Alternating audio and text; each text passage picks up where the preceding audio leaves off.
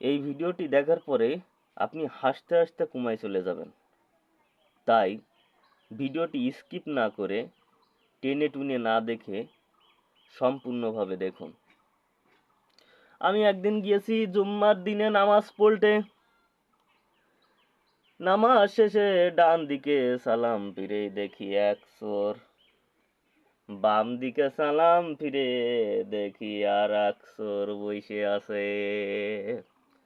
খানিক পরে ইমাম সাহেব বললেন, মসজিদের কাজ চলছে, আপনারা বেশি বেশি দান করেন। আমার পাশের চাল চোর বলল, এই রমজানে আমি চেয়ারম্যান হয়ে বেশি চাল মারতে পারি নাই।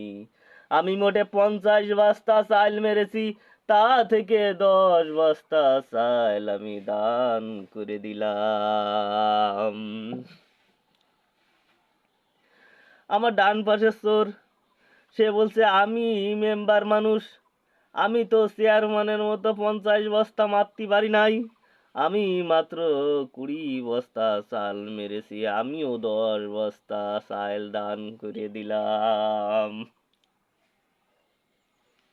খানিক পর ইমাম সাহেব মুনাজাত শুরু করলেন, হে আল্লাহ, হে আমার রব্বুল আলামিন, এই দুই পাপী বান্দা তোমার শাহী দরবারে 20 বস্তা চাল দান করেছে। তুমি তাদের চাল চুরি করে, ডাল চুরি করে যত পাপ অর্জন করেছে, গরিবের হক নষ্ট করে তারা যত পাপ অর্জন করেছে, এই দানের ওসিলায় তুমি তাদের সমস্ত গুনাহগাতা মাফ করিয়া দাও। হে আল্লাহ, তারা যেন সুস্থ শরীরে ভালোভাবে মানুষের টাকা পয়সা চাল ডাল মেরে খেয়ে সুখে থাকতে পারে, বউ বাচ্চা নিয়ে, সেই তৌফিক তুমি দান করিয়া দাও।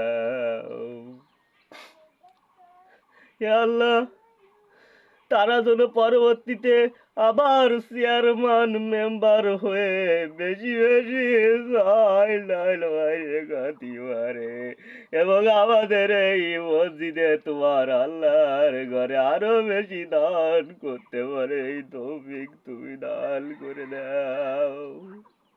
হে আল্লাহ, তারা যেন মৃত্যুর পরে স্যাল চালাইয়া বেহেশতে চলে যেতে পারে, সেই তৌফিক তুমি তাদের দান করিয়া দাও।